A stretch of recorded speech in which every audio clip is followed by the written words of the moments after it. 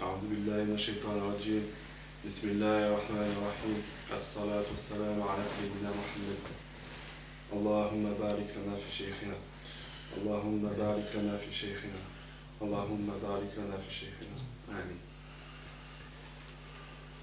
Donc je vais aborder la biographie de Sidi Moulay At-Tahir, l'héritier du secret de Cheikh Ahmed Al-Alawi, le connaissant par Allah accompli, qui était fils du connaissant par Allah Sidi Mohammed Al-Fardi, fils du connaissant par Allah Tayyib Al-Kirkari, fils du connaissant par Allah Mohammed Ibn Qaddur Al-Wakili, le saint de la famille Kirkar, dont la lignée remonte à Sayyidina Mohammed sallallahu alayhi wa sallam. Donc, concernant Moulay At-Tahir, il est né donc sur le mont Karkar, tout près de la zaouïa de son grand-père, le Cheikh Mohammed Ibn Qaddur Al-Wakili.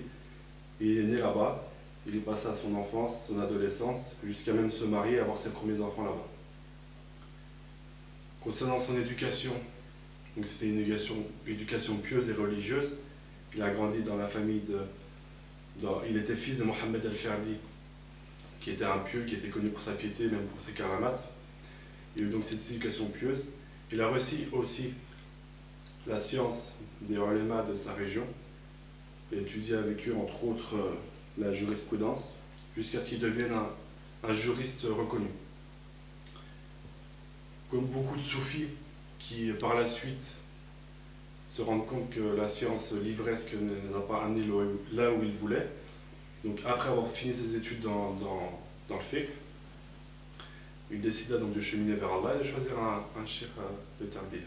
Et c'est comme ça donc qu'il en vint donc à être l'élève de Sidi Cheikh Ahmed Al-Alawi.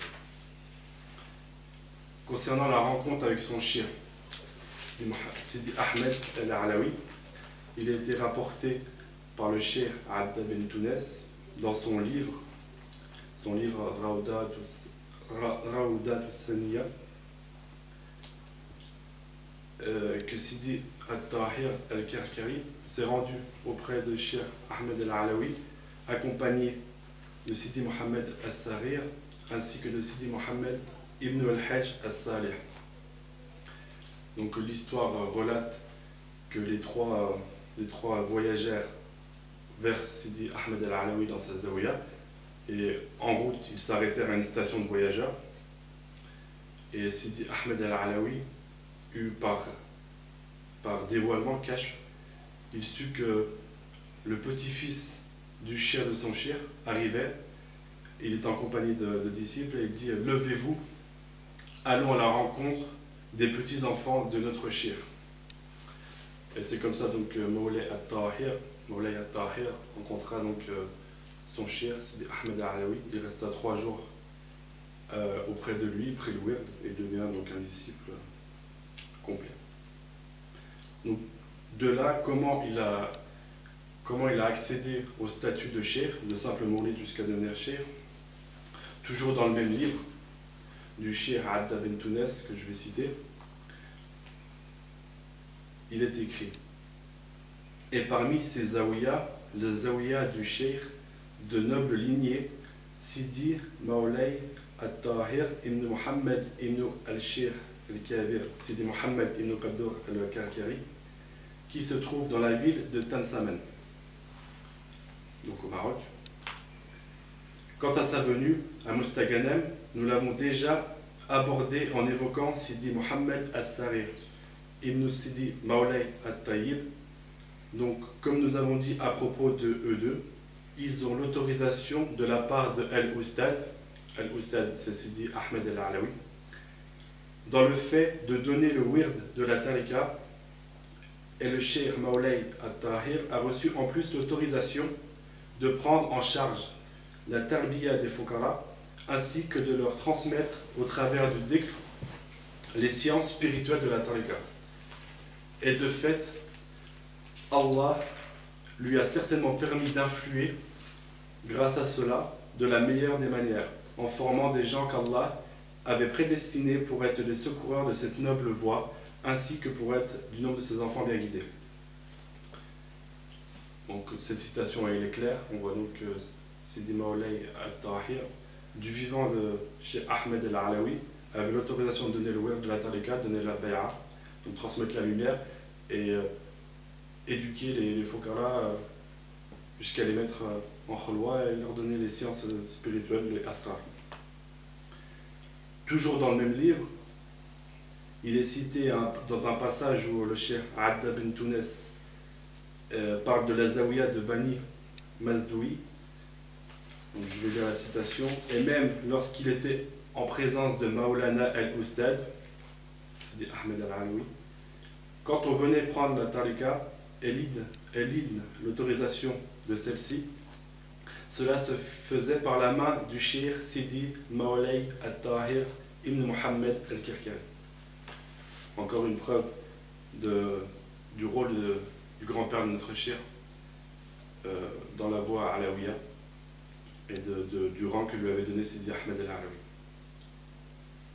Donc durant les années durant les dernières années de la vie de Sidi Ahmed al-Alawi, celui-ci était atteint donc, par la maladie, il était fatigué, et donc il chargeait Maulay Hassan de s'occuper des disciples. Maulay al-Tahir, pardon. Maulay al-Tahir, il le chargeait donc de s'occuper des disciples, de leur transmettre le wird, la lumière, et de les faire rentrer en khalwa à la place de lui-même, Sidi Ahmed al-Alawi. Donc du vivant de Sidi Ahmed al-Alawi, Sidi Maulay al-Tahir avait reçu donc suffisamment de connaissances pour éduquer les disciples. Sidi Ahmed al-Alawi, c'était le grand cheikh de son temps. Il a transmis beaucoup d'asrar à beaucoup de gens, là, donc la ma'rifa, ça c'est une chose, mais de là être capable d'éduquer, il n'y a pas beaucoup de personnes qui ont été capables d'éduquer. Et éduquer à sa place de son vivant, encore moins. Ça c'est pour montrer que Sidi Maulay al-Tahir a donc hérité de la ma'rifa, du sir global de Sidi Ahmed al-Alawi. Sidi Cheikh al-Alawi, pour prouver cela, pour montrer que tout le secret global a été transmis à Maulay al-Tahir, donc à son disciple, il lui a dit Bida'atukum ruddat ilaykum. Votre bien vous a été rendu, en référence à la sourate Yusuf. Donc cette phrase elle est claire pour qui veut comprendre. Ça veut dire que le sir, la wilaya de Sidi Mohammed ben Kadour al-Wakili, le saint de Karkar, donc de la famille Karkari, d'où provient tout ce que Sidi Ahmed al-Alawi a été transmis et a été redonné à la famille Karkari dans la personne de Maulay al-Tahir. Voilà pour ces quelques informations sur le statut de Sidi Cheikh al-Tahir. Ses qualités morales. Encore une fois, c'est quelqu'un qui était une parfaite copie mohammedienne. Il était généreux, il était clément, il était ferme, rempli de connaissances, ferme quand il le fallait, doux quand il le fallait. Il savait plaisanter avec les gens, il mettait à l'aise, il avait une science extérieure qu'il a obtenue auprès des ulama et une science intérieure, et ses assises en témoignaient.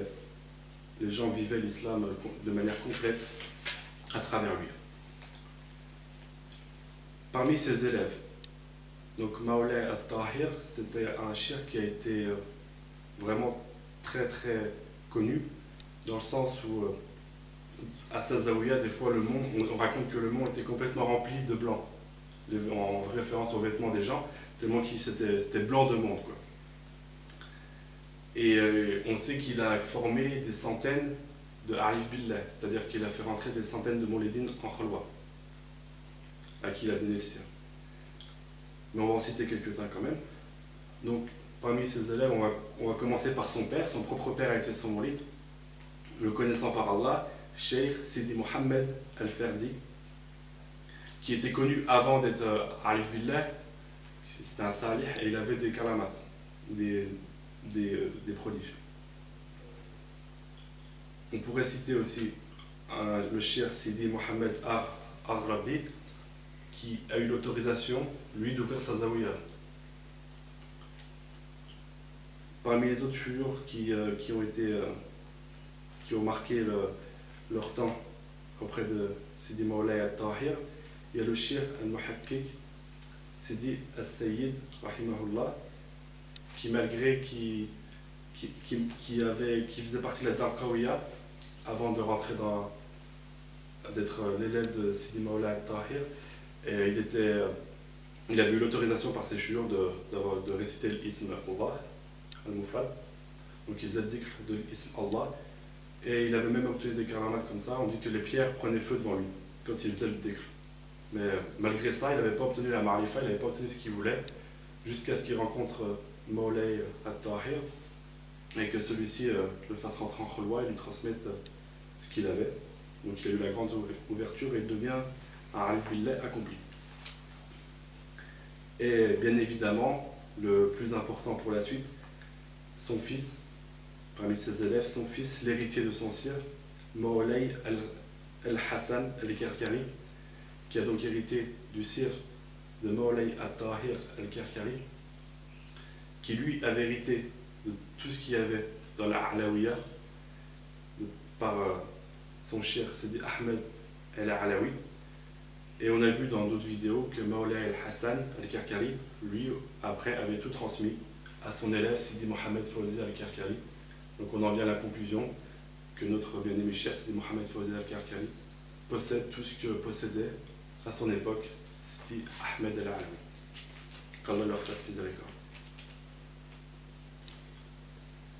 Concernant Moulay al-Tahir, donc son œuvre achevée, il décéda un dimanche de l'année 1974, alors qu'il était en train de lire le Coran, la sourate El-Mulk. Il fut lavé et enterré. Enfin, la prière fut dirigée par son élève, Sidi al-Sayyid, rahimahullah, qui le lava, qui pria sur lui la janaza. Il fut enterré dans sa zaouia, et la zaouia après fut transformée en mausolée. C'est un endroit qui est visité jusqu'à aujourd'hui. Voilà, qu'Allah préserve notre cheikh qui a hérité de ce qui se trouvait dans Sidi Moulay al-Tahir, qui a hérité de ce qui se trouvait chez Sidi Ahmed al-Alawi, et qui ont tous hérité du sir mohammedien, secret du prophète sallallahu alayhi wa sallam, qui amène à la connaissance d'Allah la vraie science, celle qui est lumière et celle qui fait sortir les gens des ténèbres. اللهم صل على سيدنا محمد عبدك ورسولك النبي الأمي وعلى آله وصحبه وسلم تسليما سبحان ربك رب العزة عما يصفون وسلام على المرسلين والحمد لله رب العالمين.